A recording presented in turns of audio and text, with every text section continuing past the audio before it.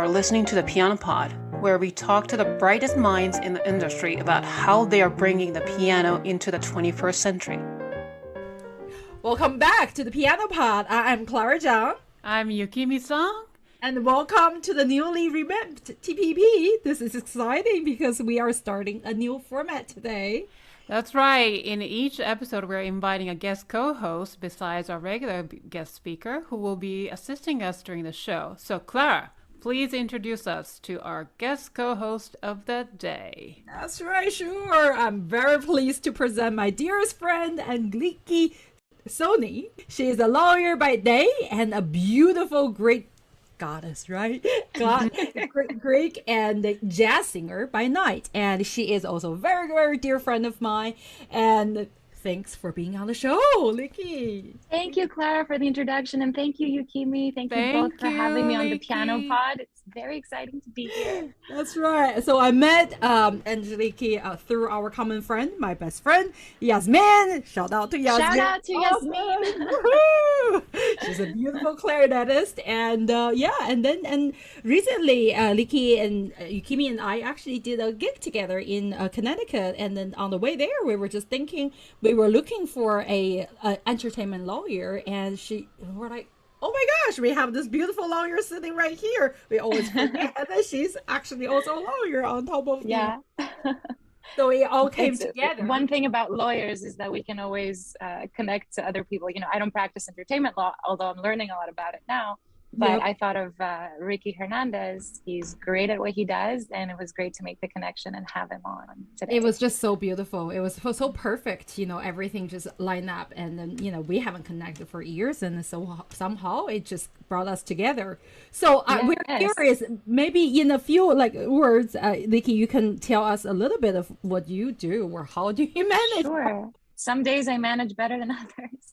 But like you said, I am a practicing real estate attorney by day. I do mostly real estate, but I also handle business transactions, wills and estates and things of that nature. And my side hustle, which is kind of taking over my life right now, is art and creating my own music. I sing jazz, like you mentioned, but I also do traditional Greek music, and I try to blend the two genres together. So I guess you could call it world music. Currently, I'm working on my album, which should be coming out in the spring of 2022. I'm very excited. It's going to contain original tracks and some covers as well. And I'm very excited that I'm collaborating with some amazing composers and good friends of mine. So stay tuned for that. I hope to perform with you ladies very soon, because that Broadway themed Halloween party we did was a lot of fun. I know. Two pianos and voice. And the green hair. Yeah. Hey, so we are available for your holiday parties, so holler, okay, guys? Yes. Right. Yeah. Guys. So, I mean, being a musician, you inspired me, Angeliki, because you are being a lawyer, make a living, but also you're serious musician. So, being a musician is like owning a business, right? And Absolutely.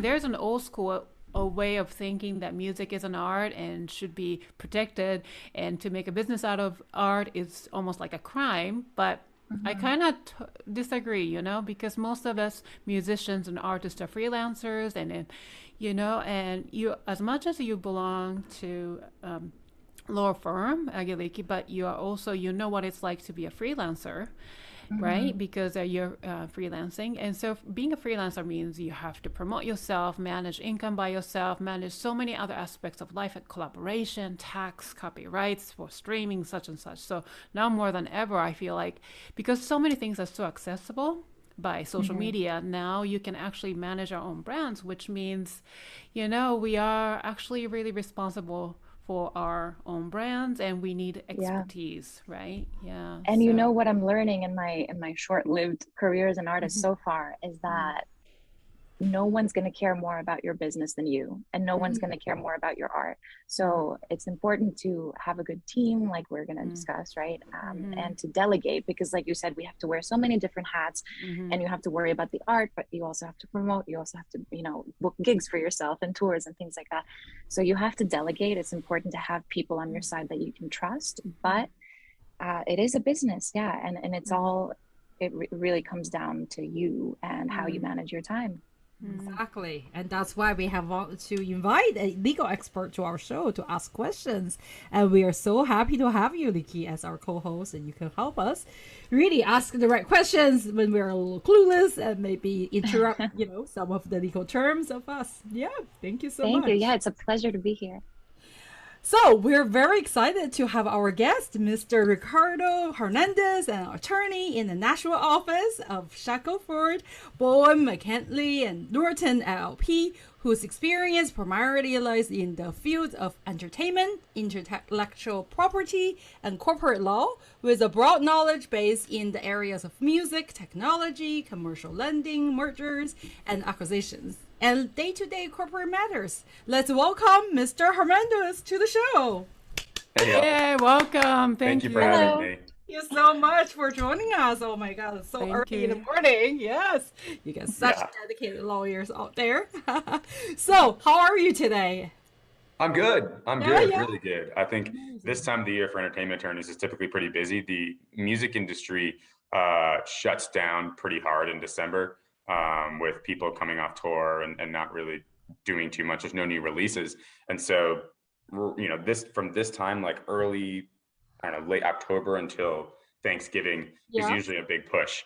But it's fun. It's good work. So are you going to a show or not after work? Are you going to party? I did not. I'm not going to a show today. I did get to see, I don't know if anyone knows, Dennis Quaid is now performing music. The father of the actor. The actor. Yep. And so he was playing in town on Monday, and he was fantastic.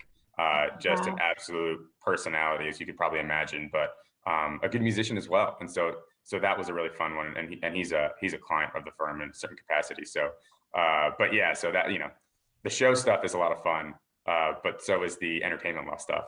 Oh my goodness. Yeah. Nashville sounds like a very poppin' place that I definitely want to visit in terms of music. Please, happenings. Anytime you guys want to come, I'd love to take you around. It's a lot of fun. I moved here in 2014. And even in the last 7 years, it has changed entirely. I mean, just the entire city is, I'm looking out the window right now and there's like 7 different cranes building new buildings.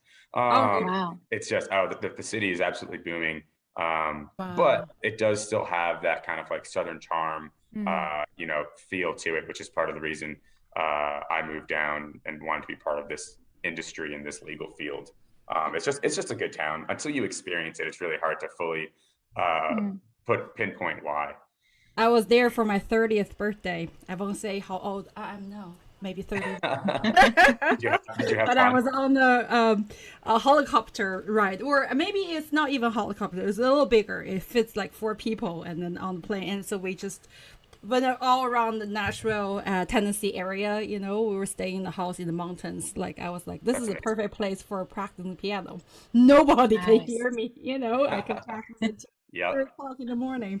But I remember even at the time it was like happening, everything was very different from New York entertainment, especially for us classical musicians. I didn't see a whole lot of classical music. Yep. Yeah, even the entertainment scene is changing pretty rapidly. So, whereas 10 years ago, 15 years ago, it was primarily seen as a country spot. If you want to do country music, you would come here and try to get a deal with a country label, and a singer-songwriter. So publishing Nashville has deep roots in the singer-songwriter community of many different genres. Probably the exception being hip hop and rap, since we're so close to Atlanta. If that's your space, they kind of would be attracted there. That being said, in the last, really 5 years, because of how many people are moving to town and trying to find opportunities, the scene has entirely changed.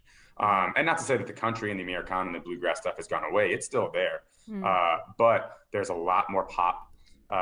There's even, a lot more punk, a lot more, even a little bit of R&B and hip hop. The scene is rapidly changing because the city is growing and there's just a lot more opportunities. And as that happens, you're just seeing a bit of a culture shift, which I think everyone's a little nervous about, but at the same time, I think it's good for the city. So I'm curious, like, who are you representing as a entertainment lawyer? Yeah, so I'm You a can tell bit of a us. young I don't attorney. know. So my client, Angeliki first and foremost, is one of Whoa! the clients. Woohoo! Most importantly, right? But being a younger attorney, my roster is a little bit smaller. You know, I've got a few clients that I really love. I've got a singer-songwriter in town named Shane Weissman, who's just, I think he's going to absolutely set the industry on fire. So plug for him. But the nice thing about being at a law firm like Shackelford is I work for attorneys who have decades upon decades of experience, and I get to do work for them. So although not my clients, still clients that I work on. I mean, we have a lot of kind of independent record labels, publishing houses, entities that will like promoters and entities that run festivals. And then we have a lot of artists as well. So we do work for one of the members of Dan and Shay, so Shay Mooney, Ann Wilson of Heart will do a lot of work for.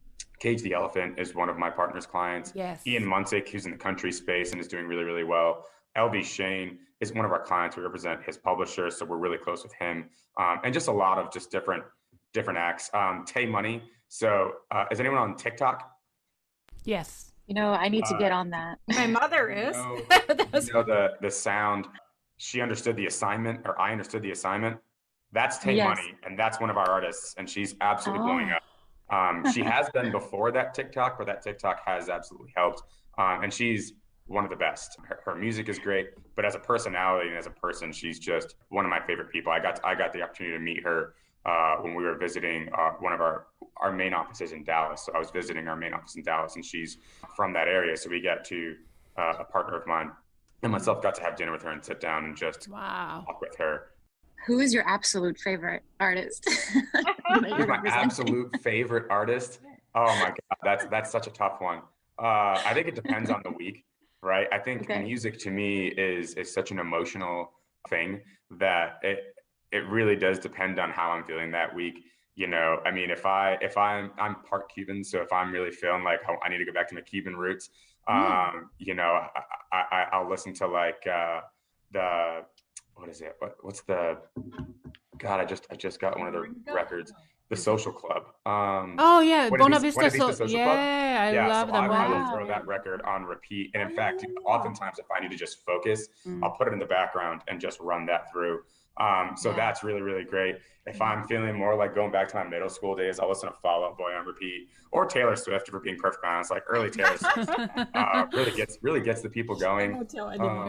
I mean, it really just depends on the week. It's like picking a favorite child, I guess, right? Like I think some people can do it. I definitely cannot. But are you a musician yourself? I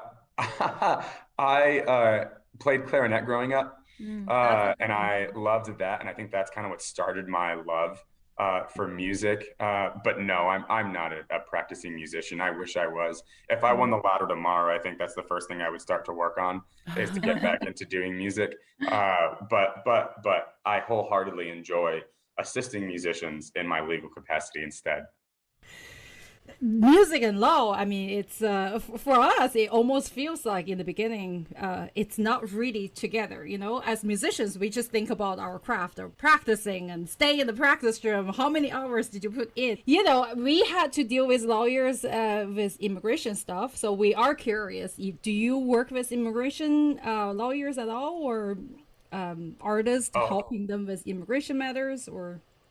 Yeah, absolutely. And I'll preface that answer by saying the cool thing, and my favorite part about being an entertainment attorney is there really isn't one area of the law that we are fluent in, right? I mean, we have to, you know, one of my mentors said it really, really well.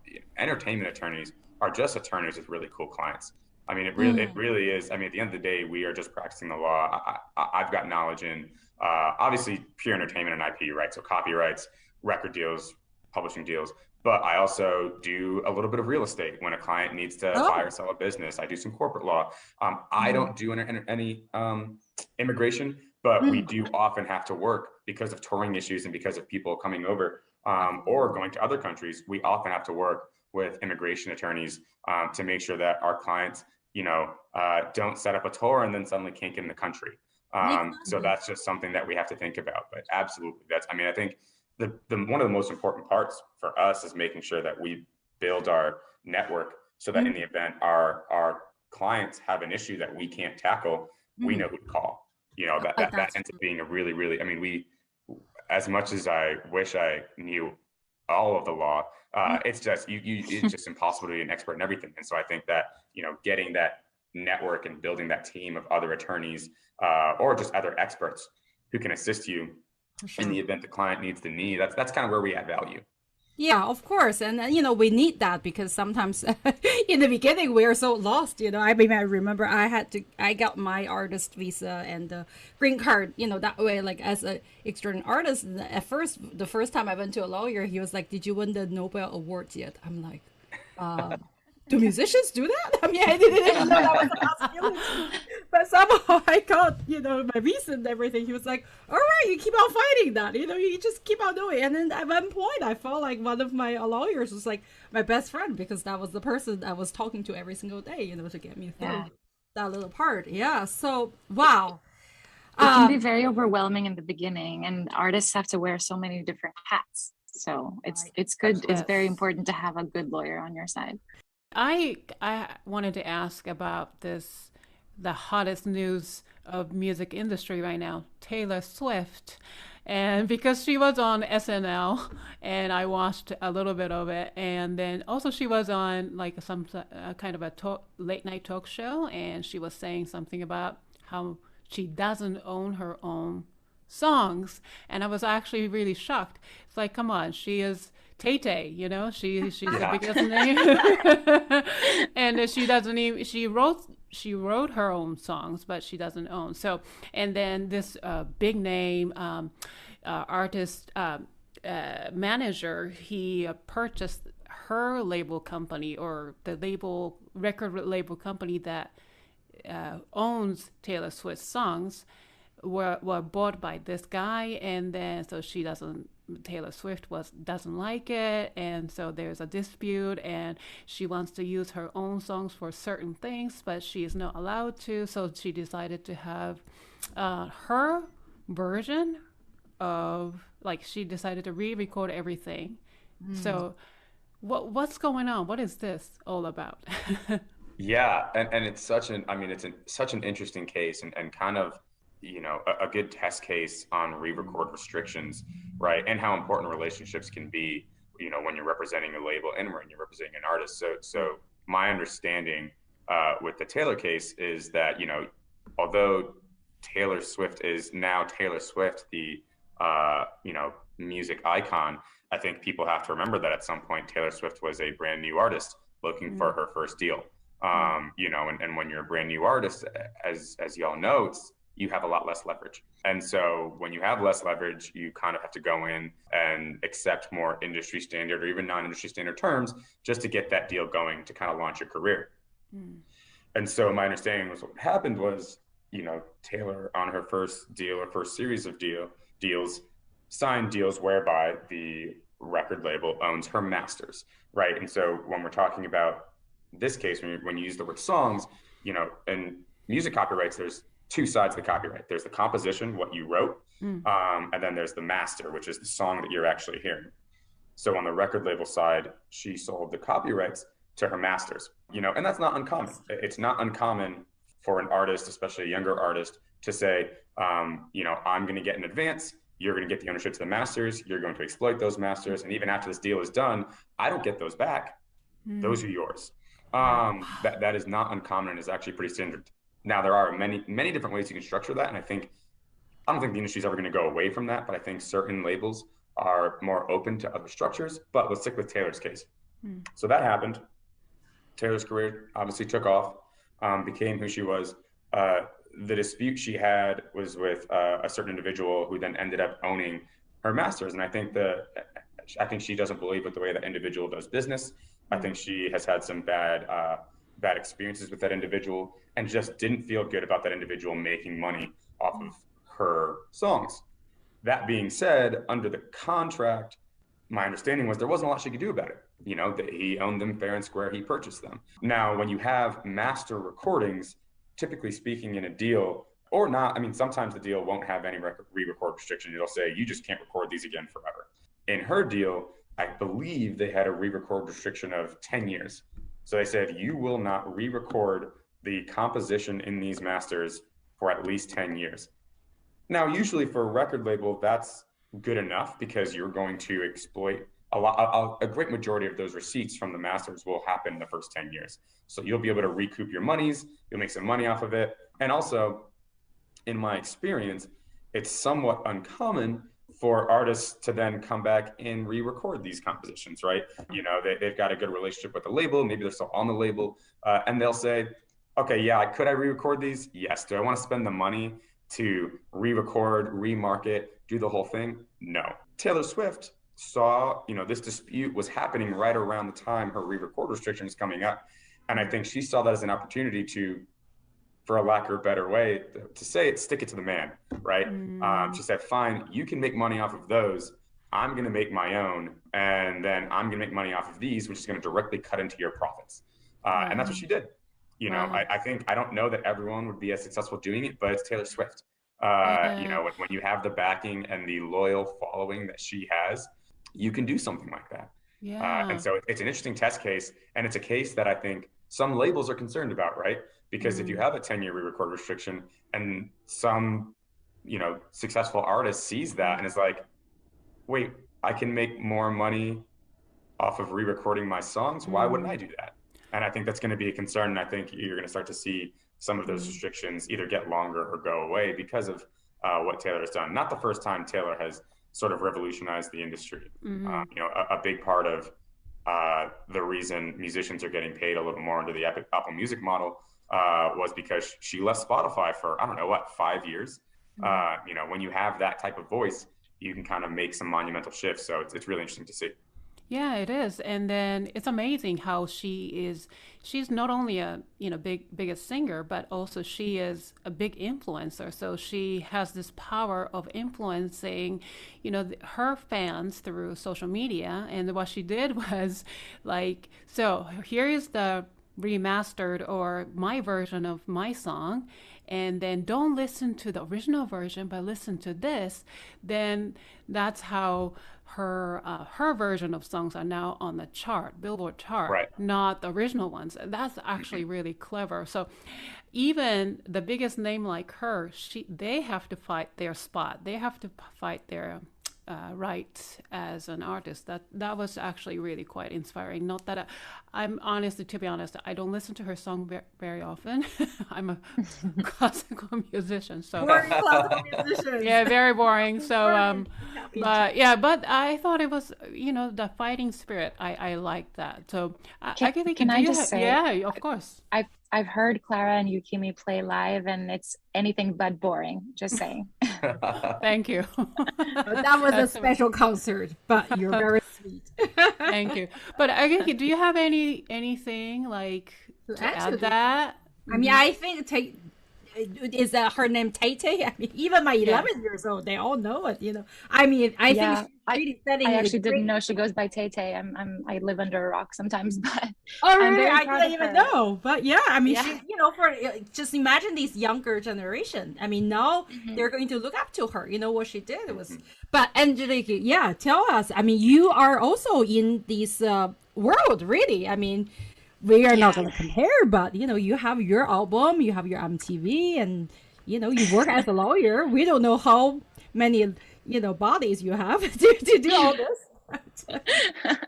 Sometimes I wish there were more than 24 hours in a day, I'll say. But in terms of what we were just discussing with Taylor Swift, I think it goes back to what Ricky said in terms of being a beginning artist. It's all about leverage and it's all about bargaining power and your clout. So it's good for her that she has that following, because it's not easy to do that when you're just starting out. And, you know, there's people in the industry that want to take advantage of you, right? There's a lot of ways to get screwed over in this industry and very few ways to be successful. So. Well, we all have to learn to protect ourselves, right? But I mean, in the beginning, yeah, exactly. Actually, I was telling Kimi, I was like, you know, I think I heard Taylor Swift live in person, like by accident in like 2012. I went to a Beethoven concert in Chicago, you know, this like very famous music festival. And the concert hall was, beautiful, and this person was playing all Beethoven.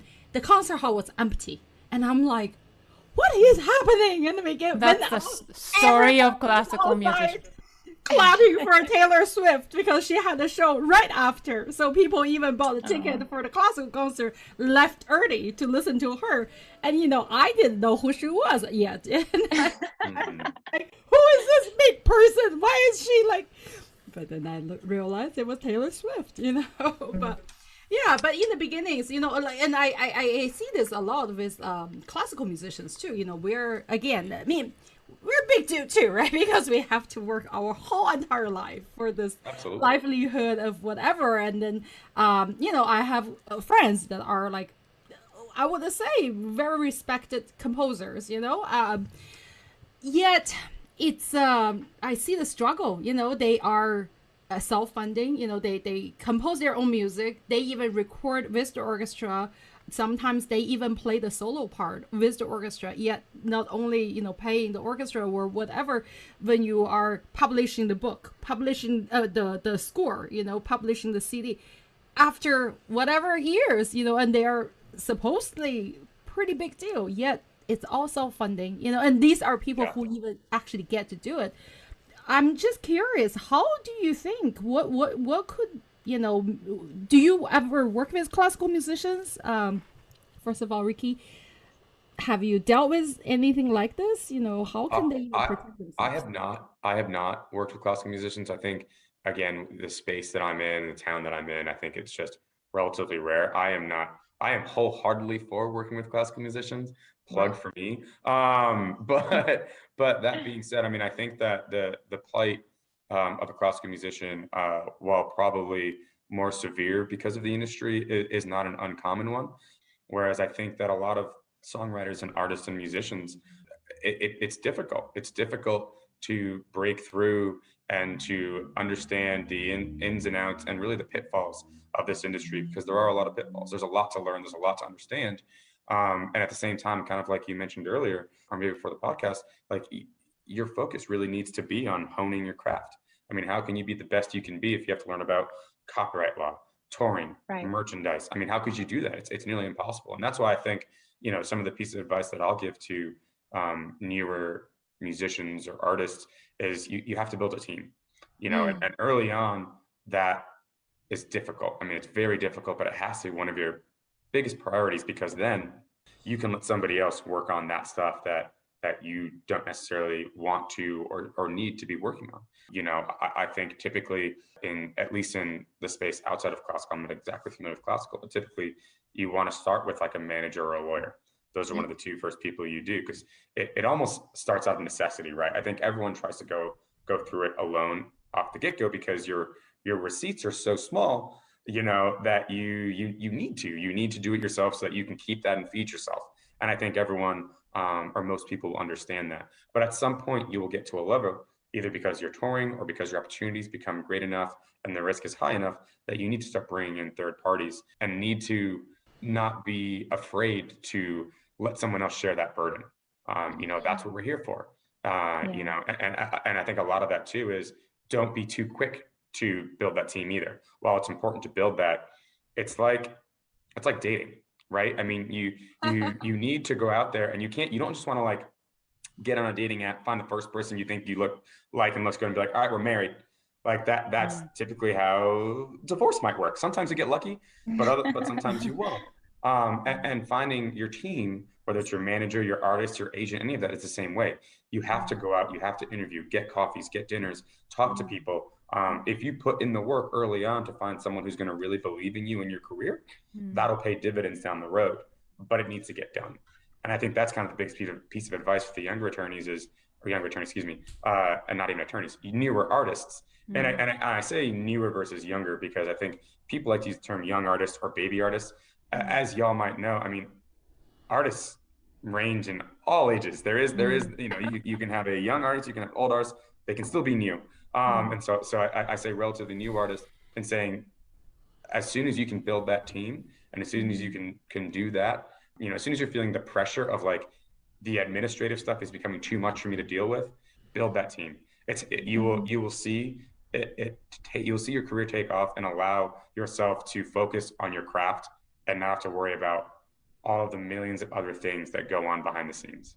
That's actually very well said. Yeah, I mean, that's actually a good reminder, because as musicians, we're so used to doing everything on our own, right? We're told we have You're to small businesses. You know, I mean, each of you is a small business. And also, we it's very difficult to really make the payment, or what, get paid in the beginning. So you just feel like, and we are taught to always work hard. So, sometimes you're forgetting that you actually could have people help you out, and, maybe eventually with better benefit later. Yeah, think of it as an investment, right? Because it's an expense at first, but like Ricky said, if these people believe in you and it's a good team that you have on your back, it's worth it in the future, in the long term. Yeah, Anjali, I'm curious. You have done some albums recently, right? What was the just that first single release. Okay. How did that come together? Like, did you have to find a team of people? I mean, that's interesting that you ask. I didn't have a team at the time because it was my very first release. The single was based from out of a friendship that I had with the arranger / producer of the piece. It was an old composition actually that had already been recorded. So for me, it was an opportunity to just jump on it. It had never been released. And to finish the production myself, to record my vocals and release it that way. And that's how I started learning about all these different aspects to being an artist, because it's self-funded, like you said. It's also self-promotion, right? It's because you can release a song and you can record it, but it doesn't mean anything if you don't have a good marketing team. Sure. So everything, and what makes things more complicated too is that the industry is also radically changing, right? And I'm sure Ricky can speak to that as well. I'm reading a book right now, All You Need to Know About the Music Business by Donald Passman. And I find it funny that every other paragraph he says, oh, don't rely on this, take it with a grain of salt, because by the time you read it, it might be out of date. It's like, hey, can I rely on anything? If I could touch on that, I've read 2 versions of that book. Donald Passman is a genius because he writes a very important book in an industry that changes every 2 years. And so he can write a new version of the book and you have no choice but to buy the new version. Right. Because Genius, right? there's actually, it's funny. I remember when I had the original version, I ended up giving the original version to one of the bands that I managed early on in my career. Cause it was just kind of like a parting gift. And when I joined this firm, I was like, I've got to get that book again, thinking it would be the same book. And it was night and day different. I mean, he truly does put a lot of work to make sure things are up to date, but he does qualify the entire time being like, this is probably going to change by the time you read this. And I think he started giving website links at least to try to like keep things up to date. But yeah, that man is a genius, because if I could write a book in an industry that changes every couple of years, then I'll be set for life. Yeah, you don't have to take on any more clients. Yeah, exactly. Wow. That is, I mean, that's, again, these things we don't even really think about as much, as musicians. Yeah, because you're focusing on working on becoming a better musician, right? It's one thing to do the art, and it's another thing to do all the business stuff. Yeah, exactly. Yeah, and then especially, I don't want to say especially, but being a classical musician and a training is so specific, you know what I mean? Like so focused, and it takes such a long time. So there's actually no time for anything else to do. Yeah. Anyway, so you spoke about so rapidly changing this music industry. So I'm just curious, what sort of effect did the pandemic had to musicians? Obviously, a lot of us lost jobs. And music is all about, people gathering and enjoy the live music. So, so right now we're coming out of pandemic. What's the change do you see as an attorney? Yeah, I mean, there's so many ways to answer that question.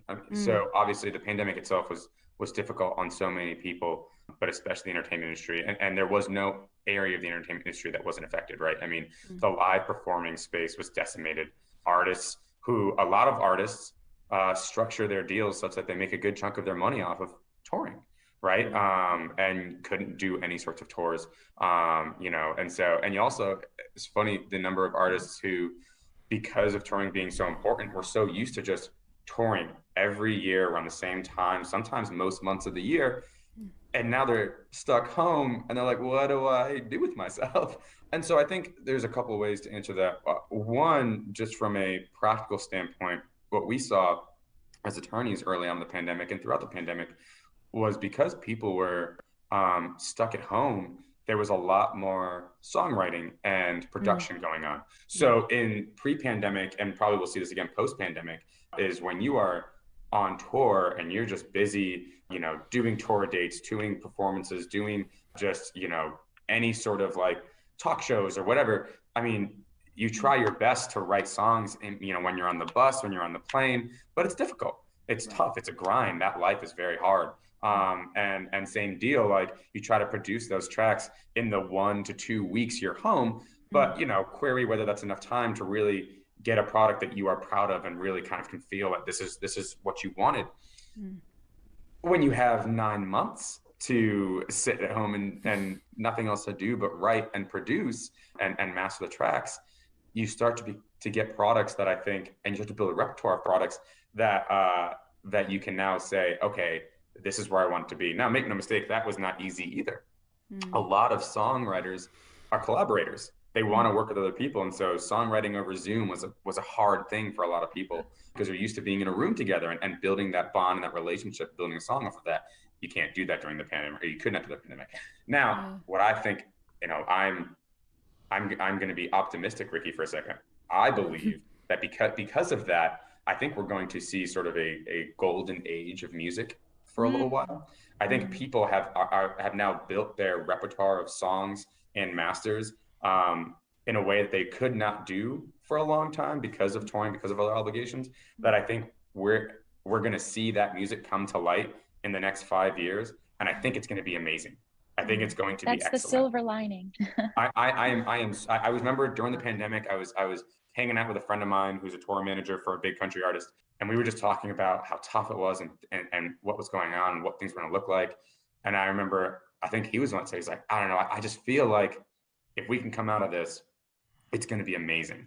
Like, I think we're going to see a rejuvenation of the industry in a way that would not have happened had the pandemic not happened, because everyone was just go on the same schedule, that we couldn't have time for this creation, this pure creation. So I think that's going to be a really cool thing that's going to happen.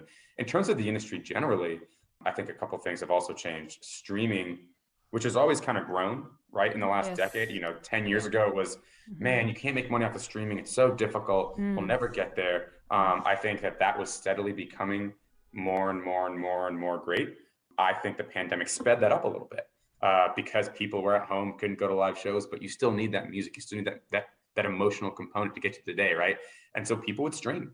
They would stream music more and more. And people were finding creative ways to add music to their video streams, which is another source of income for songwriters. And so I think that we have now ripped the Band-Aid off a little more on making that a more productive source of revenue for musicians and songwriters. And again, I think that was always going to happen. I've been a big believer in streaming for a long time. But I do think it helped people who wouldn't have assimilated to that world get more on board. So that's really good. In terms of the deal side, I also think there was a bit of a kumbaya moment in the industry. Query how long this will stay. But I do think there was a moment of like, we are in this together. If we're going to get through this, we have to do it together. And so I think a lot of the deals, there was a shift in the pendulum of more artist-friendly deals, of labels and publishers being like, okay, we all need to try to focus on making sure we are all healthy and going to get this through. And as attorneys, we were seeing some more favorable deal terms that I think sometimes we wouldn't have got pre-pandemic. Now, again, a lot of these companies, touring companies, record labels, publishing companies, lost a lot of money during the pandemic. So query whether that pendulum will shift back the other way as they start to recoup or trying to get some of those profits. But at least for the time being, I think there is a moment of like, how can we make everyone successful as we come out of this pandemic? And as someone who has clients on both sides of that aisle, I love to see it, right? Like I want everyone to be successful. I want the money to be spread around so that people can both make money off their trade, but also help make artists make money and get compensated for that. And so we'll see where that goes. But it's a very, very interesting time to be in this industry. I mean, it's always an interesting time to be in this industry because like you mentioned, it's always changing. It's never static. Even if we wanted it to be static, it never could. But I think it's very interesting because of everything going on, and also because of new technologies, right? I mean, TikTok became huge over the pandemic, and artists are finding ways to make that another big source of income, and are becoming influencers in a way that they might not have considered prior to the pandemic, and finding ways to become brand marketers in ways they wouldn't have considered before the pandemic. We have a client that is in that space that helps connect artists with influencers to help create their brand and build their brand. That client's called Songfluencer. So look out for them. But Songfluencer. And they have a couple different companies, but they're doing, in my opinion, they're doing God's work in terms of helping communities that normally probably wouldn't connect, right? Like before the pandemic, if an influencer wanted a song, they're just gonna look on TikTok at what songs TikTok has license for and just promote that because it's a good song. Now you've got companies that are bringing musicians and influencers together to say, hey, how can we both make some money off of this and grow our brand together? Which again, you love to see it. This is amazing, really. I mean, it's almost like I'm touched, by this conversation to see actually both sides, especially seeing you how passionate you are to not only helping the industry but the artists. Really, I do feel even with this Taylor Swift movement, right? It's people starting to appreciate or honor or respect the artist. I think probably more than Euro, more than past at least. I was always thinking, historically speaking, right? My main hero is Bach, right? And he worked every single day of his life, and his wife still died in poverty, right? That's just like sort of a normal thing. Mozart, which everybody thought he was poor when he was, but he just was not very good at collecting payment, or right away, and those things happen. But I think Beethoven had already started learning. But I mean, up to this day, like Clara Schumann, where she had to publish under her husband's name, But I feel like modern days, we are still in a way a little clueless. Classical music, again, we are classical musicians, so that's the world we are in our whole life, and we are learning. We are learning to not only come out of this classical world, but we our students, right? They grew up studying classical music, but at some point they are curious of other things, and we want them to be curious of other things. And so, Ricky, what's your advice for younger, like really, really young musicians, let's say the teenagers, or what's the future of this entertainment that you see being in the field? I think that the younger generation has a benefit that past generations have not had, in the sense that they are used to things changing very quickly, right? With the advent of technology, social media, cell phones, everything like that, right? They're used to having a brand new technology every other year. And so what I would say for them is like, lean into that new technology and learn as much as you can while you have the time. And now that's not to say, because I think I can at least partially remember being in middle school and high school, and you don't have a lot of time, right? You're getting shepherded around. You have to go to lessons and classes and sports, and I get that. You play clarinet, right? You have to practice. Right, exactly. But to the extent you can, I think that the younger generation has a better grasp and a better adoption rate of those new technologies. And so to the extent you can pay attention to those new technologies and how they could potentially affect your career, do that and learn as much as possible.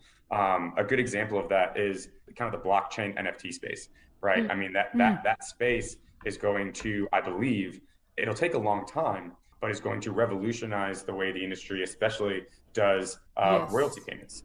I saw the article. Yeah. Mm-hmm. Yeah. Well, when you have a distributed ledger that's public and decentralized, that when you have enough people kind of bought into that concept, instead of, it's funny you had mentioned that Mozart was just bad at collecting. Well, I think a lot of musicians have that problem, right? Have that problem of like, yeah, I signed this deal, but unless I have a business manager that's like pounding on doors, who's collecting my sync licenses? Who's collecting my, performance stuff?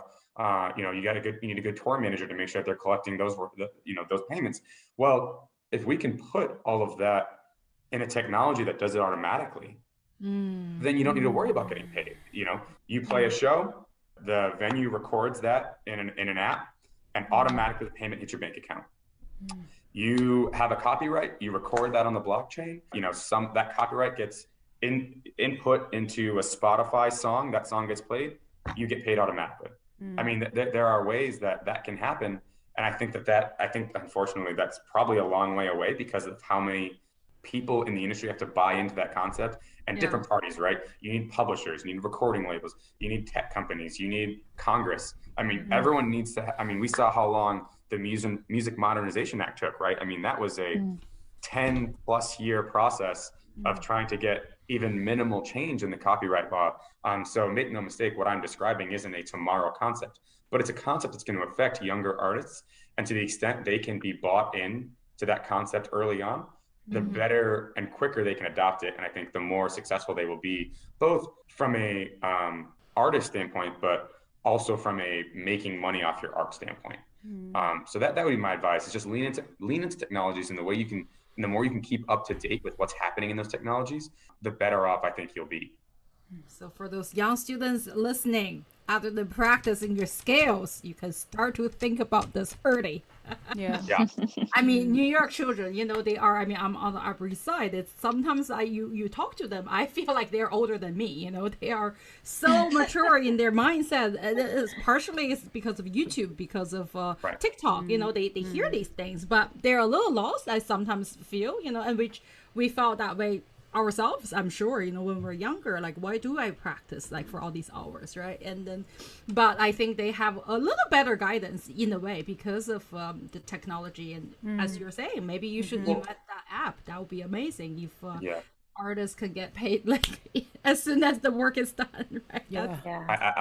I think it'll happen. And like you said, it's tough and it's difficult, but just to the extent that you can, you have some free time, instead of just scrolling TikTok, scroll some blogs on NFTs or the music industry, get on Billboard, and just kind of make sure you're keeping up to date, because the more you can do that, the more prepared you will be as things shift. You don't want to get left behind. You want to be an early adopter in those products. And to be fair, oftentimes they are, right? I mean, self-distribution through concepts like CD Baby, right? Like that's a relatively new topic. But overwhelmingly, the people that I see that are using that are younger artists, artists who are used to record his CD from CD Baby. He is only 80, so. Well, and exactly, that's not to say that it's just younger artists, but just in my experience, it's typically younger artists because they're used to using the internet to get what they want, right? I think older artists are a little more wary of the new technology and would rather do it the more traditional way, for better or for worse. Not to say that there aren't more experienced artists that see the benefit and are doing it, because they definitely are. But I think that is a good example of, like, I think regardless, younger artists are going to use those technologies. So just don't get left in the dust, kind of thing. That's true. Oh my gosh, what an amazing conversation we had this morning. Thank you so much. I know. Yeah, very inspiring. Thank you. Oh, happy to help. Thank you for having me on. Yeah, thank you. So, are we ready? Are we ready for the rapid fire? We're going to wake up. You guys had your coffee yet? Oh my goodness! So I only have one, so we'll see. Okay. Make sure each answer has to be the shortest answer possible. Okay. And I'm so glad you guys both are on. So fight for an answer. Just shout it. So I'm going to say a question, and Yukimi will say another question. So we're just gonna pop, pop, pop. Are we ready? It's on, Ricky. All right. So let's go, Ricky. What's your comfort food? Chinese food, American Chinese food. Of course. I studied abroad in Singapore, and I know there's a huge difference. Actually, you know what? I'm going to clarify that one more. Dim sum. Dim sum. Sounds great. See, Agiliki, sounds like what about you, Agiliki? French fries? All right. Nice. So You win. my question, cats or dogs? Dogs. Dogs. Wow, that's you guys are in sync with each other. What is your word or words to live by? Ugh. It's a great day. It's a great day to be alive. Ooh. Nice one. No matter what, no matter how hard the day is, it's better than the alternative. Dream big. I love Wow, that. nice one.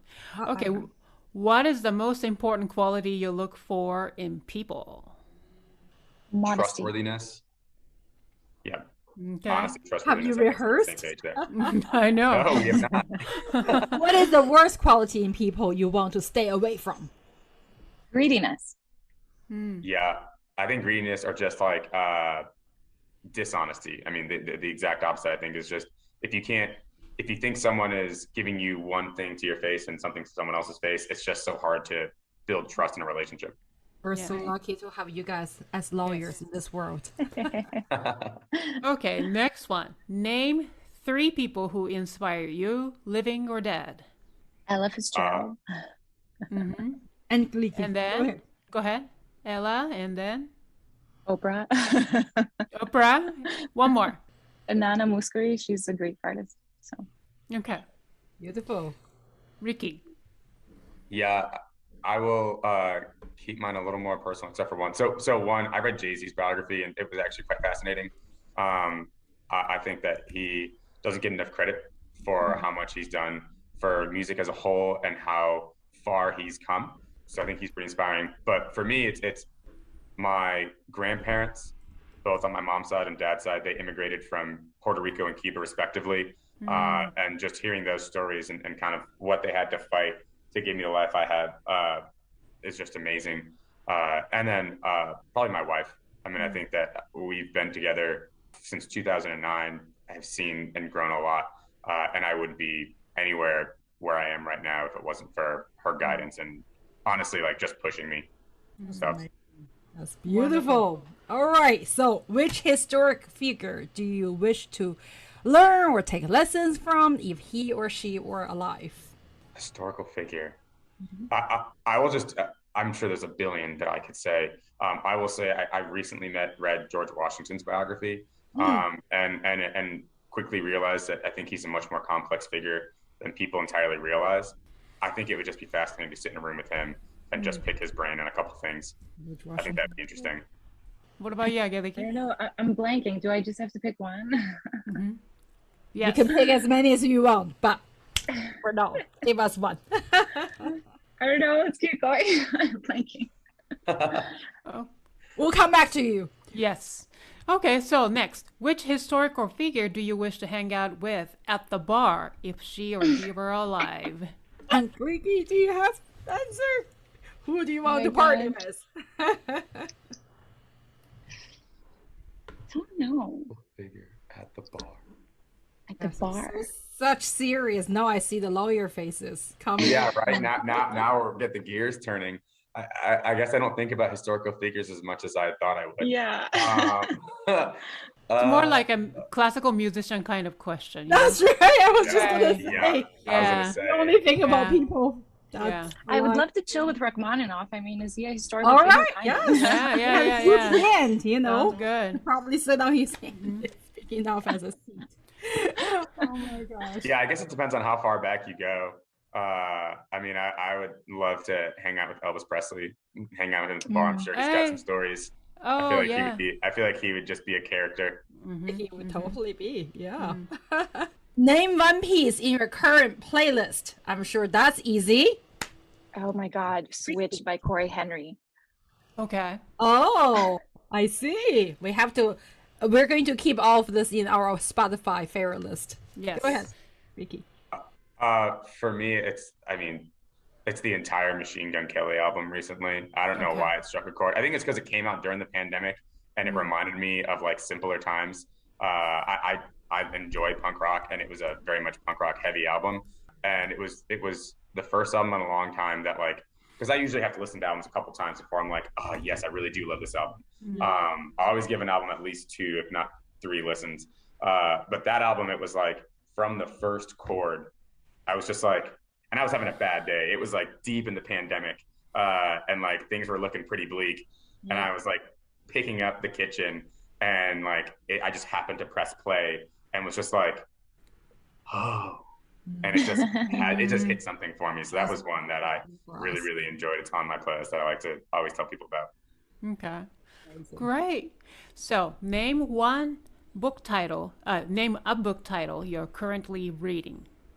All you need to know about the music business. Oh yes, yeah, that's a good one. I just picked up occasionally I'll like to read some science fiction. I just picked up the Dune series after watching the movie. Oh, yeah. Nice. How was the movie? It was very, very well done. Wow. So much so that I immediately purchased the Kindle book because I was like, cool. if the movie was that good, the book has to be phenomenal. And so far it's been great. Oh, wonderful. Yeah. All right. Gosh, we have to check it out, and then our audience will check it out later. You get only one song or piece to listen to for the rest of your life. What is it? Sugar, We're Going Down Swinging by Fall Out Boy. Oh no, wait. Or I know it's the toughest question. Oh my gosh. God, what's the other one? What's the big Killers song? Mr. Brightside. Okay. I think Mr. Brightside by the Killers is it's one of those two. I think I anytime that comes on, people who know me know that I will typically drop whatever I'm doing and go into a frenzy, for better or for worse. Right. Check it out. Yeah. I know. I would say Sir Duke by Stevie Wonder. I could listen to him all day. So. Oh yeah. I saw you play all day and all night. Excellent. Okay, so last question. This is fill in the blank. Law is blank. Complicated. Good one. I love that. What about you, Ricky? Is it? You said just one word answers? Yep. It can be a few words. Whatever. Law, yeah, I mean, I'd say like law is kind of deciphering the complicated to help people get to their goals. Mm. You know, good one. I see myself as somewhat of like a Sherpa, kind of guiding people. Like, you know, and the crazy thing about the law is, yeah, right. Like the crazy thing about the law, it's complicated, but it's not anything anyone couldn't understand. It just requires the right teacher. Interpreter. Exactly. Yeah. Interpreter, right? And I think that as our goal, at least my goal, is to help interpret it to a way that the client feels comfortable. My goal is not to be an attorney that's just like, here's the contract, just take this and sign it. Trust me. Yeah. Right? I think if I, go ahead. Oh no, yeah. I was gonna say it's also important to avoid whenever you're talking to a client, you know, talking legal jargon, because we have our own language, and it's always good to try to simplify it and explain it, like Donald Passman does in his book, right, about the music industry. Same thing. Talk in layman terms, and so that everyone can understand. Similar to classical music, you know, it's the interpretation, right? It's everything.